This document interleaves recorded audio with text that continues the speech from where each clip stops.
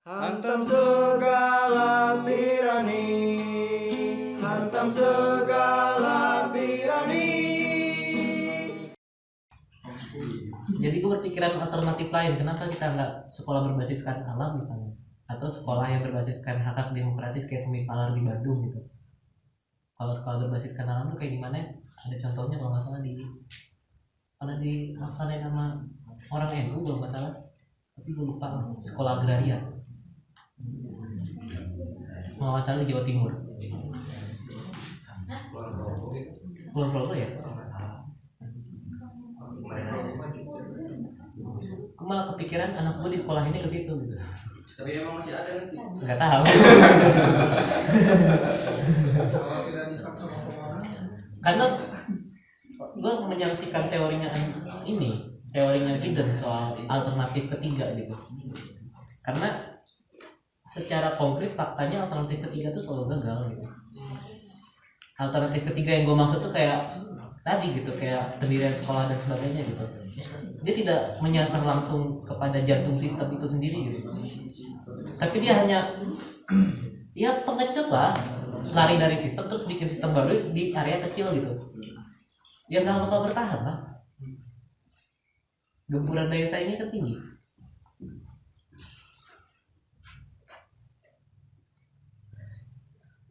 Kayak gitu loh kebijakan sektor pendidikan tuh. Sertifikasi. Iya. Sama kampus merdeka. Dan kata Kementerian Pendidikan dan Kebudayaan, yaitu nggak akan diberlakukan sih untuk mahasiswa sekarang, tapi diberlakukan untuk mahasiswa baru. 2020 berarti. 2021 dan 2020 kayak gitu loh. Tergantung RUU Cipta Kerja ini kapan disahkan, kan rencananya disahkan 23 Maret. Prioritas lagi. Nah, kan dia udah masuk prolegnas sekarang. 2 RUU itu Cipta Kerja memperpanjangkan. Dibahas dalam waktu 100 hari, berarti 23 Maret dia itu disahkan. Makanya 23 Maret bakal ada aksi gede-gedean gitu. Untuk ya sifatnya aksi penuntutan sih itu.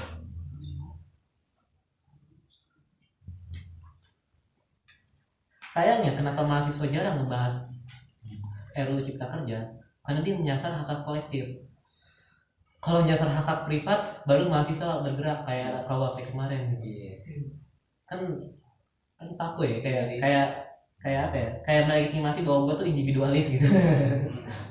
Makanya disasar itu hak privat aja gitu. Padahal hak kolektif itu di atas hak privat gitu. Jadi gue miris gitu kan. Apalagi yang Queen ya.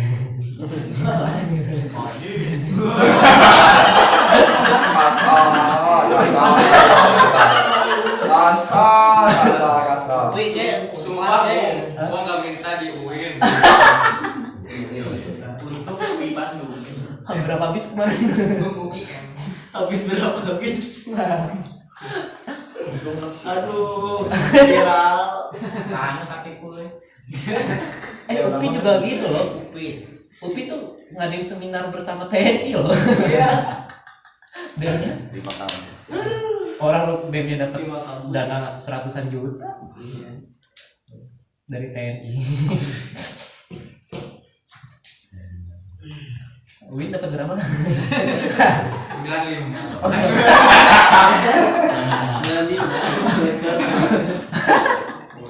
Kasihan halal euy. Masya Allah. Oh, rektor tuh SEMA loh yang dapat. Lebih besar tapi besar. Karena bisa toleransi, orang banyak. Jadi ada reward lah, banyak hal yang dipasarkan. Kita kayak aja. Nah sekarang 23 Maret tuh uji coba buat orang-orang yang masih peduli sama hak privat gitu. Apakah mereka mau bergerak atau enggak? Koreksi. Hah? Iya, maksudnya bagi orang yang masih peduli hak privat yang kemarin itu, mau nggak dia memperjuangkan hak kolektif? Enggak mungkin. Sebagian. Soalnya pengalaman kita di UED kemarin di Jakarta ya, kan sempat ada kasus ya catcalling, baca kan? Oh iya iya. Salah satu pelakunya kan Nah, gua. enggak salah lagi. Itu kan hak privat catcalling tuh.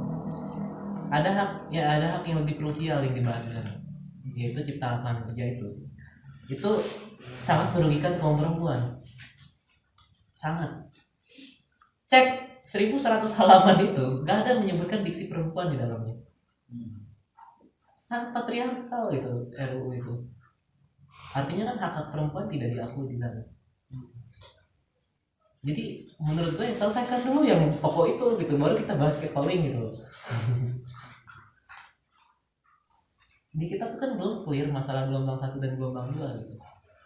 Kita mau ngikut-ngikut negara maju gelombang ketiga, bukan gue menyalahkan tentang itu gitu. Kita perlu beraliansi dengan feminis gelombang ketiga. Tapi feminis gelombang ketiga perlu ngerti ada hak pokok yang harus diselesaikan gitu, yang menyangkut mayoritas gitu. Kayak skala upah aja, upah buruh perempuan dan upah buruh laki-laki kan masih dibedakan di beberapa tempat. Itu kan bentuk patriarkal juga gitu. Atau konsepnya Engels yang bilang ya ini tentang domestifikasi perempuan gitu, yang dilegitimasi dalam RUU Ketahanan Keluarga. Tahu kan RUU Ketahanan Keluarga itu kan menyingkirkan perempuan dari pekerjaan, balik lagi ke ranah domestik gitu, dapur sumur kasur. Karena di sana disebutkan istri adalah apa coba di sana? Sebutin aja kan. Hah? Sebutin aja istri adalah. Juga nggak hafal apa sih? ini ada istri. Terus Gimana istri? Makanya di UED kemarin kan RUU Ketahanan Keluarga disebut RUU HALU. Dia melanggengkan feodal patriarkal bahkan di ranah keluarga gitu. Itu pokok gitu. Lebih pokok apa lagi? Kasus kekerasan seksual itu lebih pokok daripada kasus pelecehan verbal gitu. Kita harus tahu mana yang pokok, mana yang non pokok gitu, mana yang kontradiksi pokok, mana yang kontradiksi non pokok gitu. Dan kontradiksi pokoknya ada kasus kekerasan seksual, gitu kan? Nah itu dulu yang dibahas gitu. Kayak di kawasan Berikat Nusantara Cakung misalnya, itu buruh perempuan banyak di sana. Itu banyak dapat pelecehan seksual, iya, pemerkosaan, iya, sampai ada yang hamil dan melahirkan. Kan gila ya. Tambah menyusui. Iya, tambah menyusui. Itu lebih pokok daripada kita ngurus pelecehan verbal dulu gitu.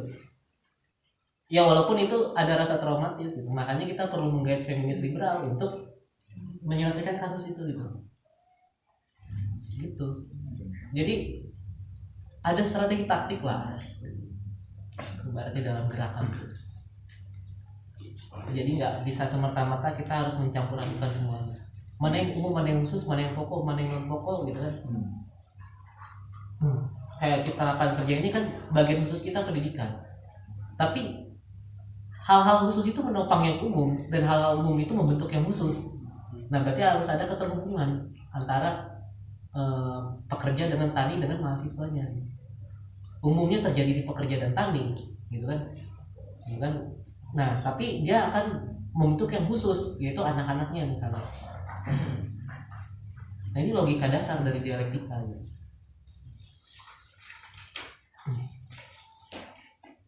Makanya kita nggak bisa bersikap seperti Said Iqbal misalnya yang bilang, Said Iqbal tahu gak Said Iqbal? Yang bilang kita menolak klaster ketenagakerjaan dimasukkan RUU Cipta Lapangan Kerja. Itu kan dia tidak mengerti berarti konsep mana yang umum mana yang khusus gitu. Logikanya tuh terpatok pada materialis mekanis gitu. Seharusnya kalau misalkan logikanya dia dialektis, maka harus menolak keseluruhan gitu. Karena kalau orang yang berlogika dialektis dia akan mengerti hukum itu adalah alat gitu, bukan wadah. Harus dibedain kan, alat hukum. Apalagi kan satgas penyusunnya Omnibus Law itu RUU Cipta Kerja itu, satgas penyusunnya ada 138 orang. Itu kan dari Kadin, terus dari pemodal sama dari pemerintah. Gak ada tuh diundang dari buruh, tani, sama mahasiswa. Berarti kan kepentingan yang bermain di sana kepentingannya Kadin, kepentingannya pemodal, kepentingannya pemerintah. Gitu kan? Berarti kan isinya seluruhnya itu. Bagi yang mengerti logika dialektika seperti itu. Nggak bisa kita bilang ada faktor yang baik dari hukum. Kita harus membedakan indikator moralitas dengan indikator realitas gitu. Indikator moralitas ya baik dan buruk gitu. Hukum memang ada baiknya. Kayak misalnya Omnibus Law itu baik untuk perampingan undang-undang. Baik. Tapi apakah benar diterapkan? Ya gitu. Jadi nggak ada kalau gua sih sikapnya tuh nggak ada proses balancing antara penindas dengan tertindas gitu. Itu udah habis, kontradisinya sudah pokok. Jadi istilahnya nggak ada proses tawar bagi pemerintah gitu. Nggak ada proses tawar bagi kita juga. So kalau misalkan ada proses tawar,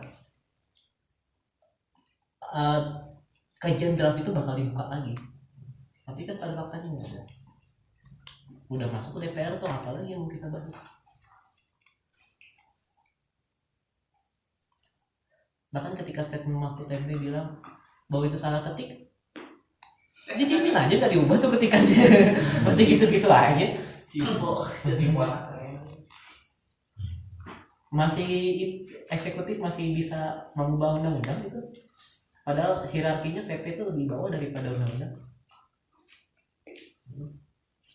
Artinya nggak ada kompromi. Ini mah sudah sudah kontradiksi pokok. Ibaratnya begini, persekutuan antara pemodal dengan pemerintah sudah menunjukkan taringnya. Kalau dulu kan dia masih bersembunyi dalam selubung-selubung, ya kan? Makanya kita susah membedakan gitu. Oh ini baik, ini enggak gitu kan, susah membedakan. Kalau sekarang udah menunjukkan taringnya melalui RUU Cipta Kerja.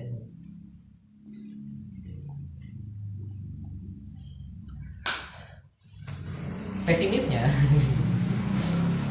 mau gimana pun ngelawan kita semua, RUU itu bakal tetap disahkan 23 Maret. Karena itu udah permintaan Bank Dunia. Kalau melawan RUU itu ya melawan Bank Dunia.